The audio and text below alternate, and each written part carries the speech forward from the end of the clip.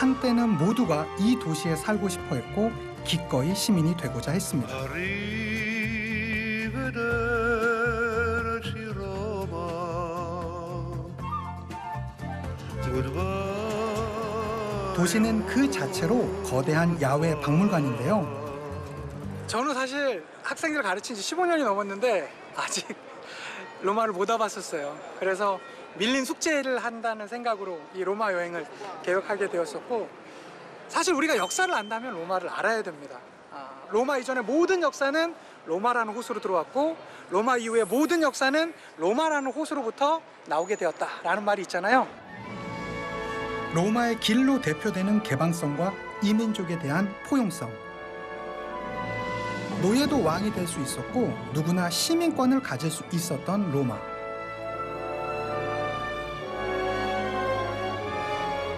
그 힘을 바탕으로 사상 유례 없는 대제국을 건설할 수 있었습니다. 2000년 전에 만들어진 콜로세움을 지금 보고 있습니다. 새로운 7대 불가사의 중에 하나라고 하는데요. 인도의 타지마할과 함께 이 콜로세움 막상 와서 들어가 보니까 대단합니다. 정치에 대한 불만이 커지자 로마의 위정자들은 자극적인 오락을 통해 대중의 환심을 사려고 했죠. 이곳에선 연일 피비린내 나는 경기가 펼쳐졌습니다. 5만 명을 수용할 수 있는 객석과 3천 명의 배우가 설 수 있는 무대. 실로 어마어마한 규모의 야외 공연장이었죠. 실제로는요, 싸우긴 했지만 거의 죽음까지 이르는 경우는, 직접 그 자리에서 죽이는 경우는 많지 않았었다라고 합니다. 왜 그러냐면 지금의 엔터테인먼트 사업이랑 비슷해요. 정부 관료자들이 뭐 경기를 전체적으로 스케줄을 짜고요, 플랜을 짜면 거기에서 각각의 그 매니저들이 이렇게 붙어가지고 매니지먼트 사업이었었던 것이에요. 역사는 과거와 현재의 대화라고 하죠. 로마의 흥망성쇠가 들려주는 메시지에 귀를 기울여 봅니다.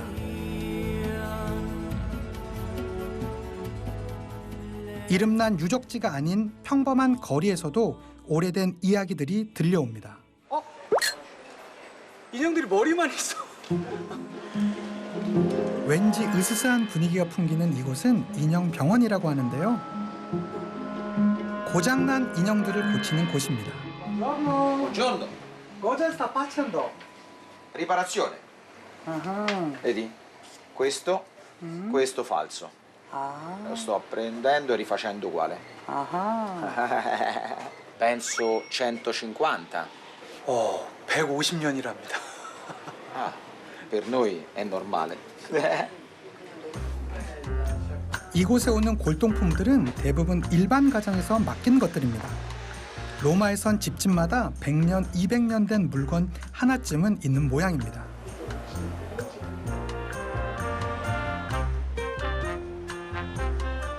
그런데 인형의 머리들만 모여 있는 이유가 있답니다. Allora, le bambole antiche sono composte in carta pressata, legno e porcellana. La parte di porcellana, che è la testa, è l'unica parte che si può rompere. Sono tutte teste di 120-130 anni. Poi quel tipo lì hanno smesso. 로마에서 유서 깊은 장인 가문에게만 수여하는 증서입니다. My father, Mario, my mother, Gelsi. And this is the last king, and this is the last flag. Gift at my family. 와, 브라보. Aspetta. 오케이. 원래 오래요? 왔어. 2층 다락은 그의 허락 없인 누구도 접근할 수 없답니다. Questi 2000. 2000 anni. 2000년? 2000. 2000? Yeah. 올라오지 못하게 한 이유가 있었네요. 와. 그런데 그보다 더 오래된 골동품이 또 있었습니다. 에트루리아. Sì. 에트루리아면 한 2,500년이 Etruria, 됐는데. bravo. 에트루리아. Etruria, sì. 와우! 에트루리아는 그 로마가 작은 도시 그 국가에서 성장할 때 당시에 상당히 강력했던 그 도시입니다. 그래서 상당히 로마를 거의 압박에 가깝게 거의 로마를 반지배하다시피 했던 그 시대거든요. 그러니까 못돼도 2500년, 한 3000년 가까이는 된 그런 도자기가 여기 인형 가게 위에서 내려오고 있습니다. 이건 박물관에 가도 전혀 이상이 없는 건데. No, qua. Lo so. È Roma. Roma è così. 에트루리아의 보물이라니 만져보고도 믿어지지가 않습니다. 그냥 계단이 아니라 고대로 가는 계단이었습니다. 고대 시대로 가는 계단이었어요. 땡큐! 땡큐!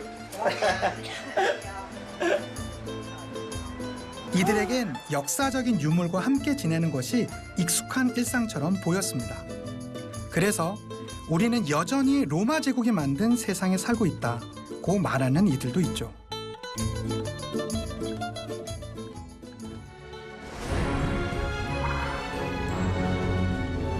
로마를 떠나 시간이 멈춘 도시 폼페이로 향합니다.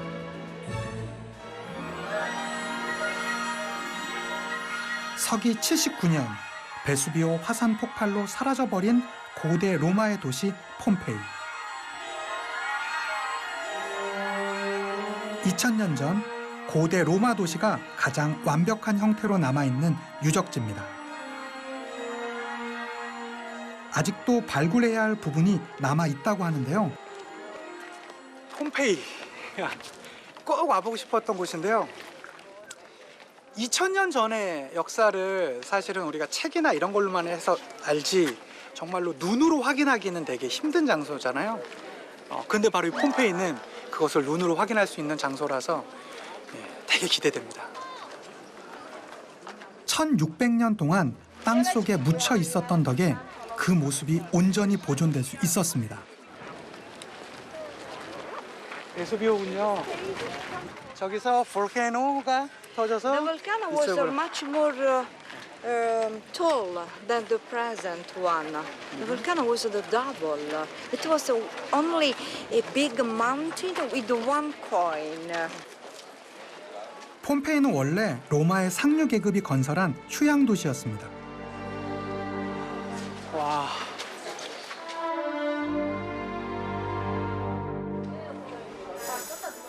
미처 피할 새도 없이 순식간에 멈춰버린 삶의 마지막 순간들.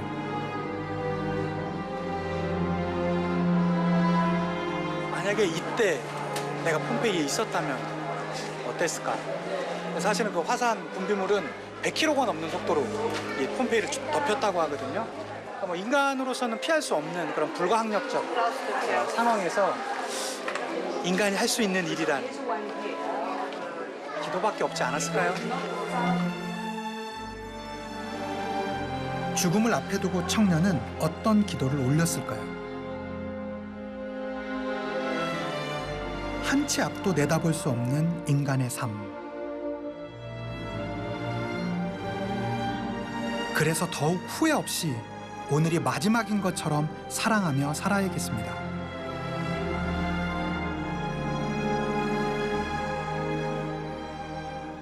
이제 폼페이를 뒤로하고 낭만의 도시 소렌토로 갑니다.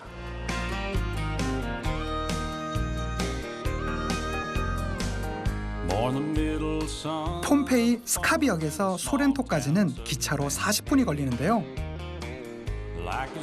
낡고 오래된 기차가 추억을 떠올려줍니다.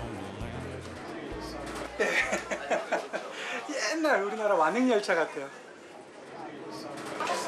Buongiorno, tutto bene? I'm Napolitan. 나폴리타. Luigi. 루이지? And my brother is Mario. buongiorno. Like the game, you know, Super Mario. And really it's really hot in this train, you know? very The way, 인사만 나눴을 뿐인데 금세 친해졌습니다. 새로운 인연을 만난다는 것. 여행이 주는 가장 큰 즐거움이죠.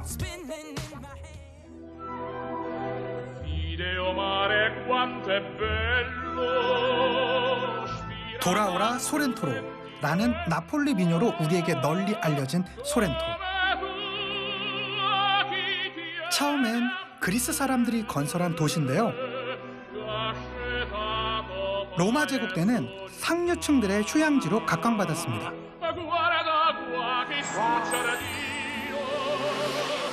진짜 예쁘네요. 우리가 익히 알고 있던 소렌토의 풍경 그대로입니다. 푸른 바다와 절벽에 자리한 집들. 지중해 햇살과 바다가 주는 여유.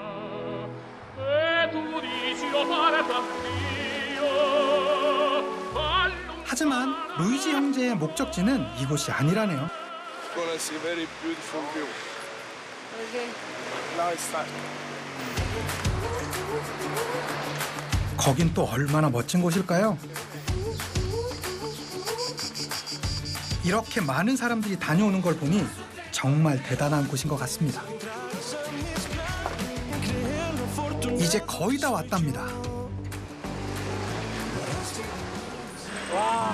절로 감탄사가 터져 나오네요. 석회암 절벽과 지중해가 만나는 레지나 조반나 비치입니다. 누구나 무료로 이용할 수 있는 공공 해변이죠. 파라솔도 썬베드도 없는 바다. 그렇지만 이곳엔 누구의 눈치도 보지 않고 자유로이 즐길 수 있는 진짜 지중해가 있습니다.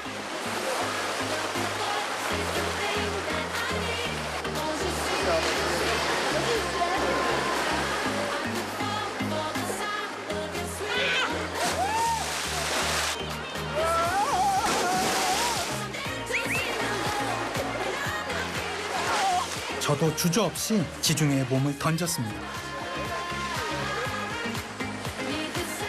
생의 모든 순간들이 더도 말고 덜도 말고 딱 지금만 같다면 얼마나 좋을까요? 완전 시원해요. 바다는 지중해입니다. I love Sorrento because it's a city of love, romantic, and it's a beautiful people that can you. 소렌토가 아름다운 건 지중해 때문만은 아닙니다.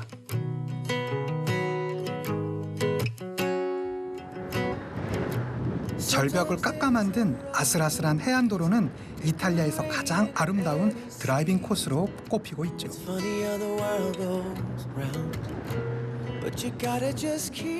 로마 사람들한테 지중해는 본인들이 가장 갖고 싶어 했었던 곳이고, 지중해는 당시에 동서 교역 무역의 핵심이기도 했었고, 해양 자원을 로마한테 제공해 주게 되면서 로마는 이제 작은 도시 국가에서 점점 큰 국가, 중앙 집권 국가로 더 크게 제국으로서 성장하는데 가장 그 밑바탕이 되었던 게 바로 이 지중해입니다. 거대 제국으로 성장한 로마는 지중해를 그들의 호수로 만들었습니다.